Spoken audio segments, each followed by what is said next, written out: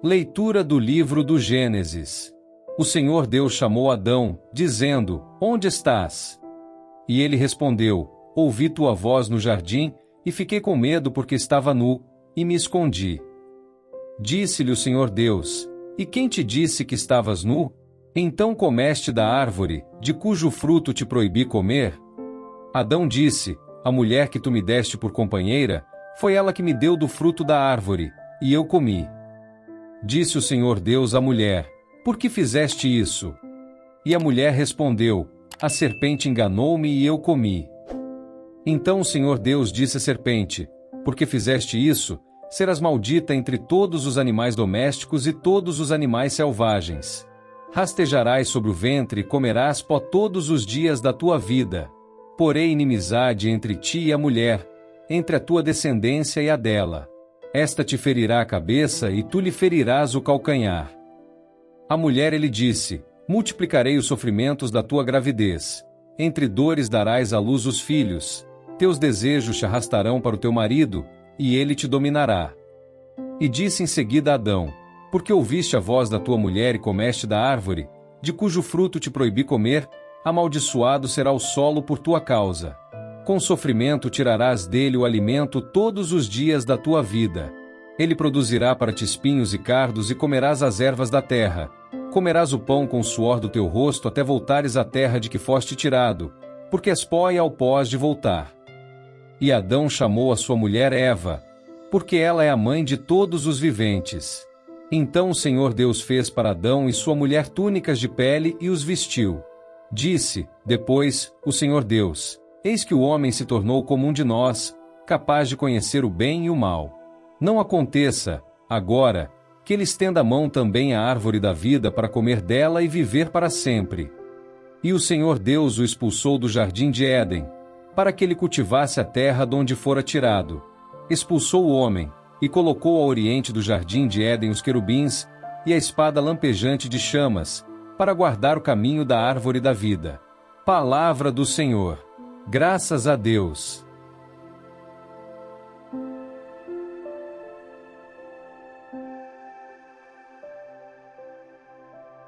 Proclamação do Evangelho de Jesus Cristo segundo São Marcos. Glória a vós, Senhor. Naqueles dias, havia de novo uma grande multidão e não tinha o que comer. Jesus chamou os discípulos e disse: Tenho compaixão dessa multidão, porque já faz 3 dias que está comigo e não tem nada para comer. Se eu os mandar para casa sem comer, vão desmaiar pelo caminho, porque muitos deles vieram de longe. Os discípulos disseram: Como poderia alguém saciá-los de pão aqui no deserto? Jesus perguntou-lhes: Quantos pães tendes? Eles responderam: 7. Jesus mandou que a multidão se sentasse no chão. Depois, pegou os 7 pães, e deu graças, partiu-os e ia dando aos seus discípulos, para que os distribuíssem. E eles os distribuíam ao povo. Tinham também alguns peixinhos. Depois de pronunciar a bênção sobre eles, mandou que os distribuíssem também. Comeram e ficaram satisfeitos, e recolheram 7 cestos com os pedaços que sobraram. Eram 4.000, mais ou menos. E Jesus os despediu. Subindo logo na barca com seus discípulos, Jesus foi para a região de Dalmanuta. Palavra da salvação. Glória a vós, Senhor.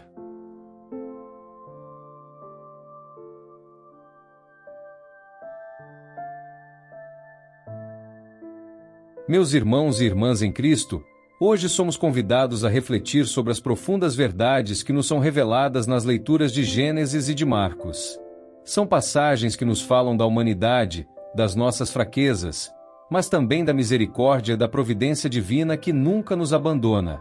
E é sobre essa misericórdia, sobre o amor incansável de Deus por nós, que vamos refletir juntos. Vamos começar com o relato do livro de Gênesis, onde encontramos uma cena que marca um ponto decisivo na história da humanidade: a queda de Adão e Eva. Na leitura de hoje, vemos como Deus, depois que Adão e Eva comeram do fruto proibido, os chama. Eles estavam escondidos, envergonhados, porque perceberam sua vulnerabilidade e a desobediência que haviam cometido. Deus, então, pergunta: onde estás? Gênesis 3,9. Essas palavras são, ao mesmo tempo, um convite e uma denúncia. Um convite para o arrependimento e a reconciliação, mas também uma denúncia daquilo que se quebrou, a relação de confiança com o Criador. Quando Deus pergunta, Ele já sabe onde estão, mas a questão é, na verdade, um convite ao autoconhecimento e ao arrependimento. Onde estás? Não é apenas uma questão geográfica, mas espiritual. Deus, com sua imensa misericórdia, quer que nós enfrentemos a nossa realidade, que olhemos para o nosso interior e vejamos onde falhamos e onde precisamos da sua graça. Esta pergunta, onde estás, reverbera até os dias de hoje. Muitas vezes, na nossa vida, estamos como Adão e Eva, nos escondendo, com medo, culpados ou simplesmente perdidos. E Deus, com seu olhar de amor, pergunta a cada um de nós: onde estás? Não para nos condenar, mas para nos chamar de volta para Ele. Adão e Eva, ao serem questionados, não se justificam nem negam seu erro. Eva, ao ser questionada, diz que foi a serpente que a enganou, e Adão, por sua vez, aponta para Eva, dizendo que foi ela quem lhe deu o fruto. Mas, no final das contas, a humanidade já havia quebrado a aliança com Deus, e as consequências dessa desobediência são duras: o sofrimento, o trabalho árduo, a morte. Mas, mesmo assim, mesmo diante de nossa queda, Deus já anuncia a salvação. Ele diz à serpente que, de uma mulher, viria aquele que esmagaria sua cabeça. Gênesis 3,15. Este é o primeiro anúncio do Messias, aquele que restauraria a humanidade e a relação quebrada com Deus. E aqui entra uma das maiores belezas da nossa fé. Mesmo no momento de nossa falha, Deus já está apontando para a solução. Ele sabia que precisaria enviar seu Filho para nos salvar, para nos dar a oportunidade de ser reconciliados com Ele. A cruz, que se ergue no futuro, já é anunciada neste momento de queda, como sinal da esperança que vem depois da dor e do sofrimento. Agora, voltemos nosso olhar para o Evangelho de Marcos, onde encontramos Jesus alimentando uma grande multidão. O contexto é uma grande fome física e espiritual. Jesus, movido pela compaixão, não quer apenas curar as almas, mas também atender às necessidades humanas mais básicas. Ele sabe que as pessoas que o seguem estão cansadas e famintas, tanto de alimento quanto de esperança. Jesus, ao olhar para aquela multidão, pergunta aos discípulos: quantos pães tendes? Marcos 8,5. É uma pergunta simples, mas que nos convida a refletir sobre o que temos para oferecer a Deus. Mesmo que o que temos seja pequeno, Jesus pode multiplicá-lo e torná-lo suficiente para alimentar todos. Ele pega os pães e os peixes, dá graças e os distribui, e milagrosamente todos ficam satisfeitos, sobrando ainda mais do que o necessário.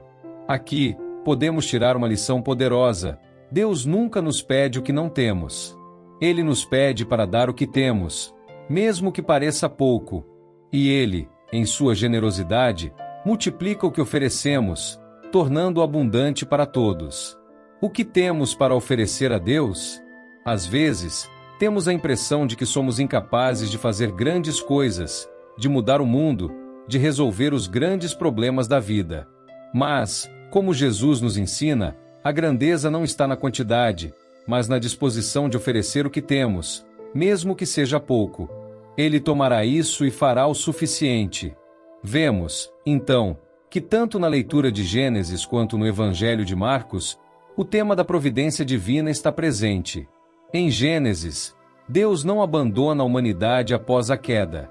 Mesmo diante da desobediência, Ele promete um caminho de salvação. Em Marcos, Jesus não abandona as multidões famintas, mas as alimenta, satisfazendo suas necessidades físicas e espirituais. Deus nunca abandona seu povo. Mesmo quando nos afastamos dele, Ele sempre nos chama de volta. Mesmo quando nos sentimos incapazes de fazer a diferença, Ele nos ensina que, com Ele, o pouco pode se tornar muito.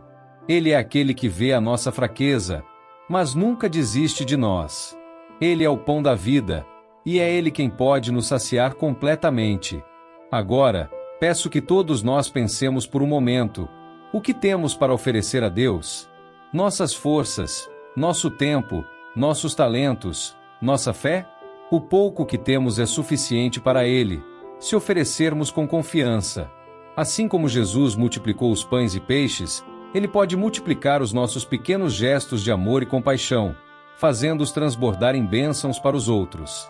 Às vezes, é fácil sentirmos que somos pequenos e insignificantes, especialmente quando olhamos para os problemas grandes do mundo.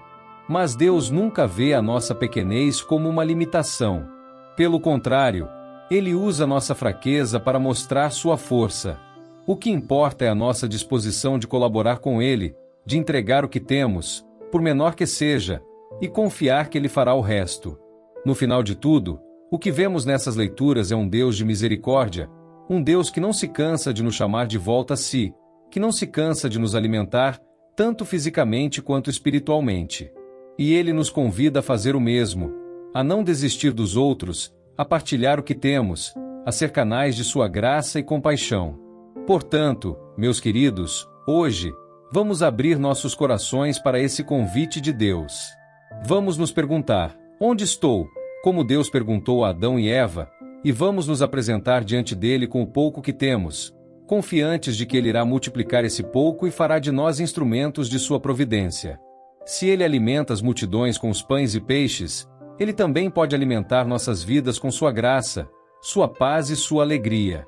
Vamos confiar em Ele, oferecer a Ele o que temos e deixar que Ele faça milagres em nossas vidas. Amém.